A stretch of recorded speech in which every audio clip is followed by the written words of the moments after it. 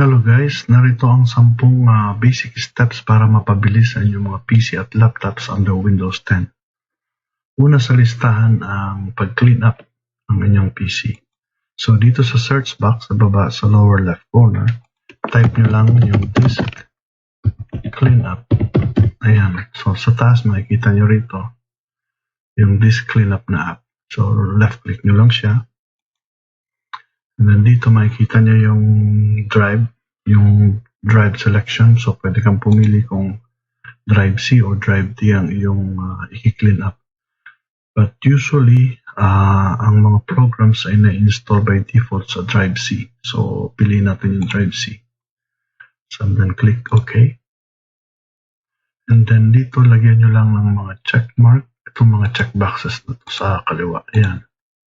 Scroll down nyo. And then so, just a simple reminder lang na kung meron ditong lumabas na downloads, huwag nyong ilagyan ng checkmark. Kasi usually, dun sa downloads folder na yun, nandun yung mga programs na na-download ninyo from the internet or somewhere else. So, yun, nakasave yun sa download. So, kung hindi nyo pa nalalagyan ng backup, huwag nyo lalagyan ng checkmark dito unless gusto nyo na talaga makasama siyang delete. Okay? After malagyan nyo ng checkmark, just click OK. And then select this, delete files. Okay? Madali lang ito. I think matapos nyo yan in just a couple of seconds lang. Yep. But of course, depende sa dami ng nakasave or na-download nyo mga files. Okay, that's it.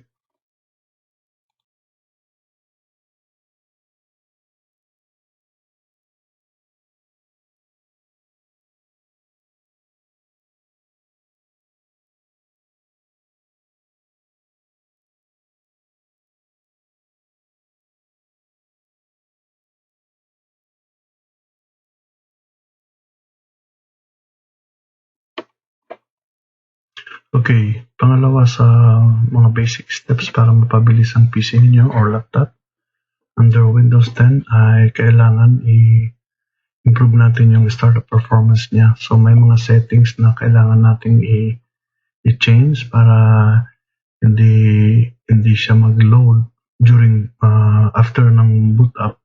Hindi siya mag-load na magkakos para bumagal yung performance ng inyong computer. So, yung mouse nyo, point nyo lang dito sa start button, right click, and then left click sa apps and features. And then dito sa left side, makikita nyo dito, start up. Click mo lang yan. So, dito sa gitna, makikita nyo yung mga apps na automatic na nagra-run during startup pag naka-on siya. So, piliin nyo. Ito naman din nyo ginagamit. So, Cortana, hindi rin. Drive, Microsoft OneDrive. So, itong Realtek, wag. Skype, option na lang naman yan. Hindi naman madalas ginagamit. Ganon din ito. Okay, yung Viber, pwedeng patakbuhin yan after boot. And then itong WinZip, and then disable. O ito, wag ito. So, under share and iTunes yan. Pwede nyo siyang i-disable na ganyan. Okay, that's it. So, close mo lang.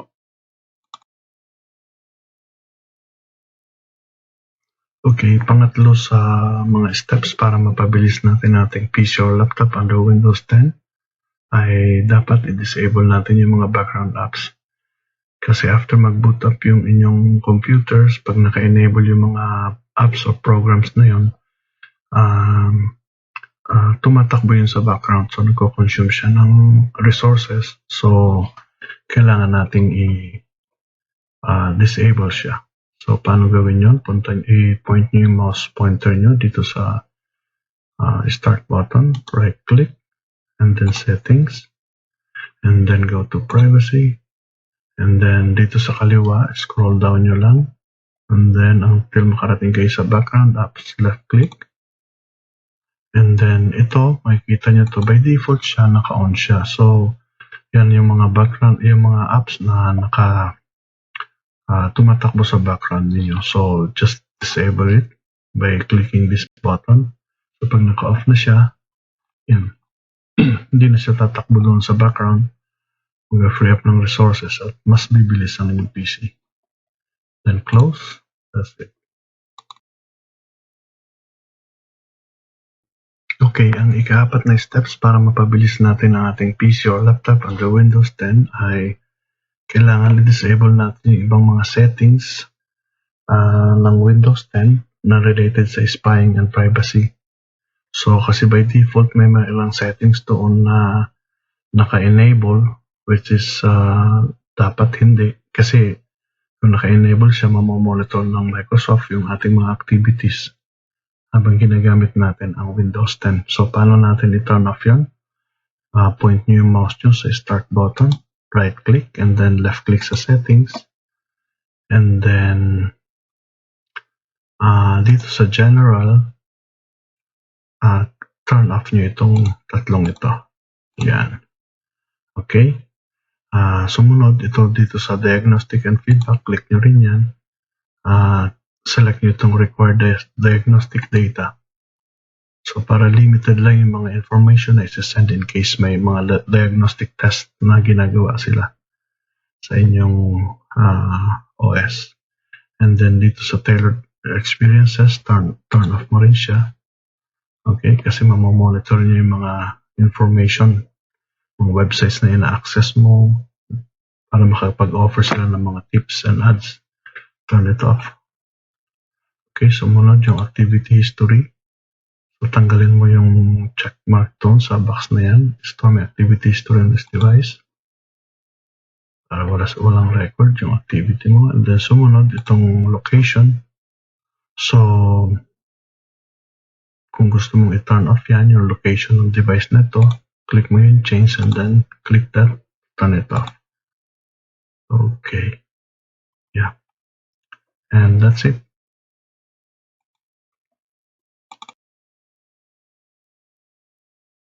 Okay, yung panglimang steps para mapabilis natin ang PC or laptop under Windows 10 ay kailangan natin i-adjust yung mga settings for best performance. So, paano gawin yon? Rito. So, sa desktop, point nyo yung mouse ninyo sa icon na to, yung this PC icon, then right-click, then left-click sa properties. Okay, so makikita nyo rito sa may bandang kanan, Advanced System Setting. Yan. And then, under sa Advanced tab, ito Performance, choose mo yung Settings. And then yan, dapat by default kasi let Windows choose what's best for my computer. Pero kung gusto nyo nang maging maset sa Best Performance, ilagay nyo ng i-select nyo itong option na to, Adjust for Best Performance. Then click Apply.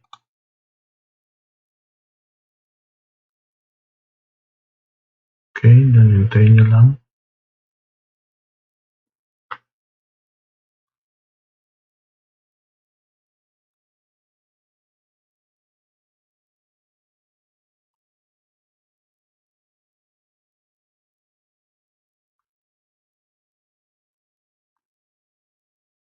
And then pagkatapos na, i-okay mo lang.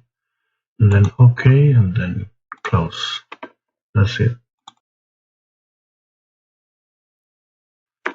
Okay, pang-anim sa steps para mapabilis natin yung PC or laptop under Windows 10 ay kailangan i-install natin yung mga unnecessary programs na naka-install sa inyong mga computer.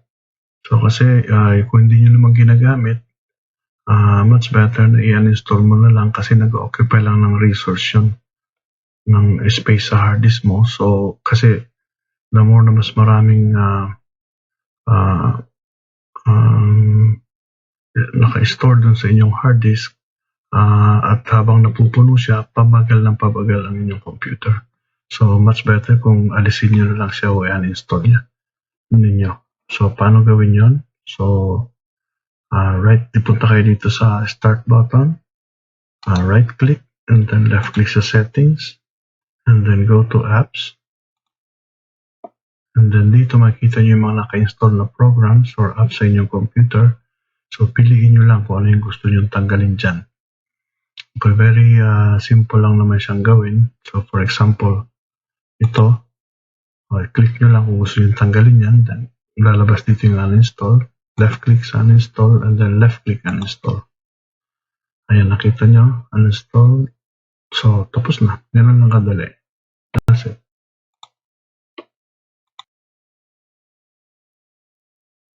Okay, para sa pitong steps para mapabilis natin ang ating PC or laptop under Windows 10, kailangan natin i-adjust yung system configuration settings. So, paano tayo makapunta dyan? Click mo yung start button, left click. Okay, then scroll it down. Hanapin mo yung Windows Administrative Tools. Narito. Click mo yan.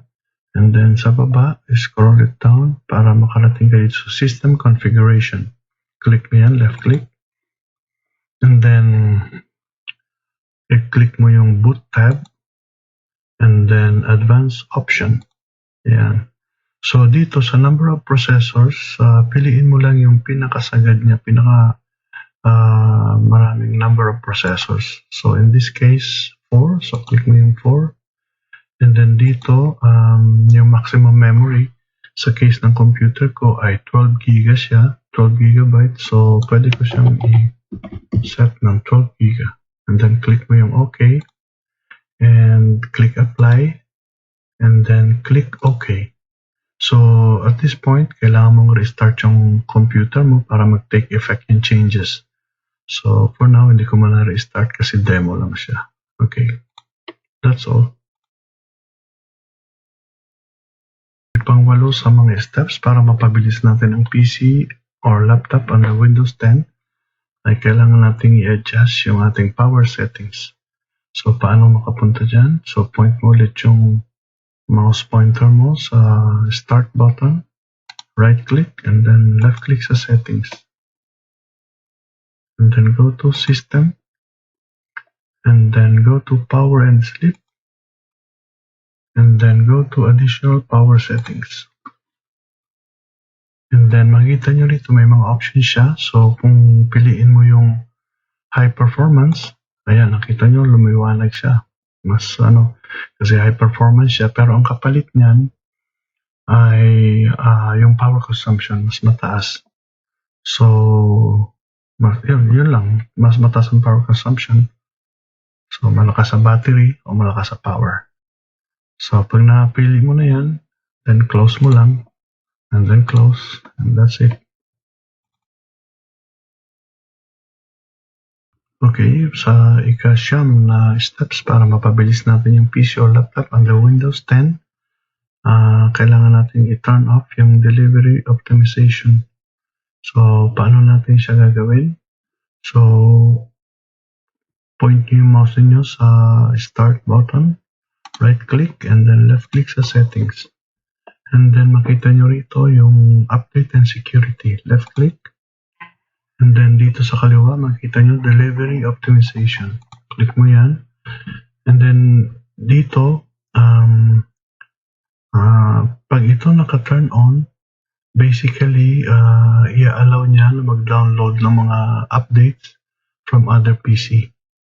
So actually, parang hindi siya, magdadagdag siya ng load pagka ganito yung sistema kasi i-allow niya na mag-download ng ibang updates from other PC. So kung babasahin nyo ito rito, tingnan nyo. If you have unreliable internet connection or are uploading multiple devices, allowing downloads from other PCs can help speed up the process. So sa isang tingin, parang okay siya, di ba?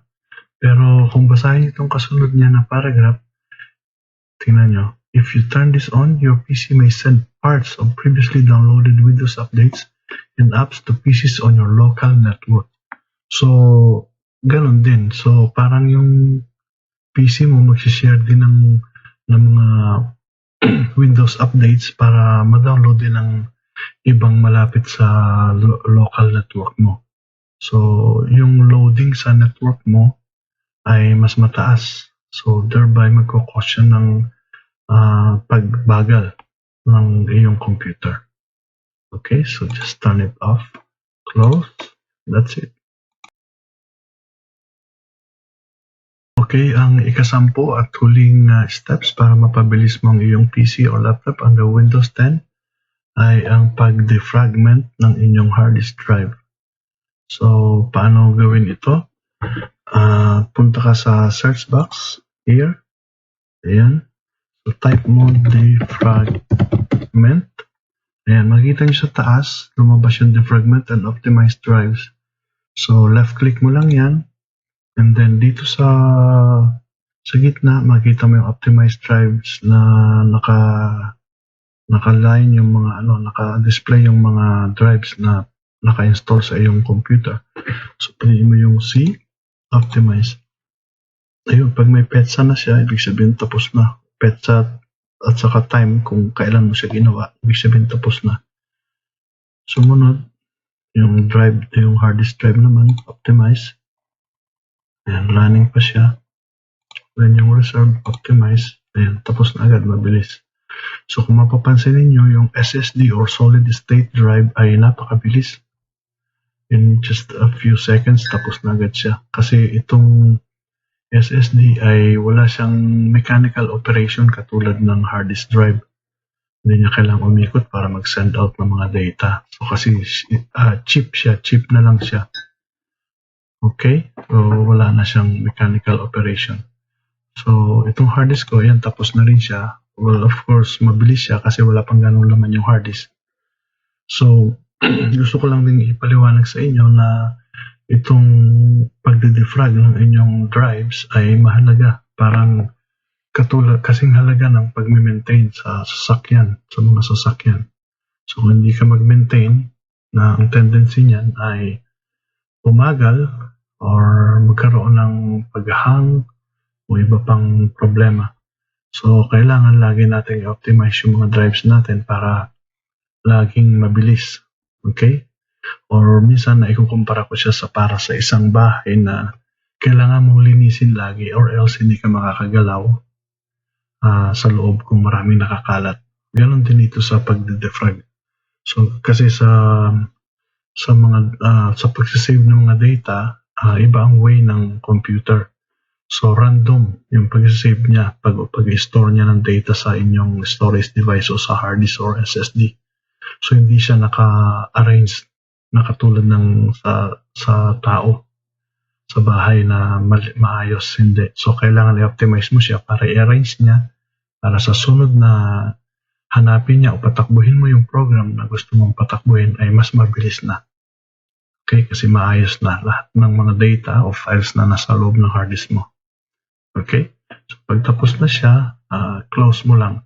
Pero just a quick reminder lang, gagawin mo yan pagde-defrag ng computer mo kung wala ka ng ibang gagawin pa sa computer mo kasi kailangan niya ng sole access rights dun sa computer. So kung may gagawin ka pang iba sa bahay nyo or whatever, or maligo ka, whatever, gawin mo na, and pagbalik mo, tapos na yan.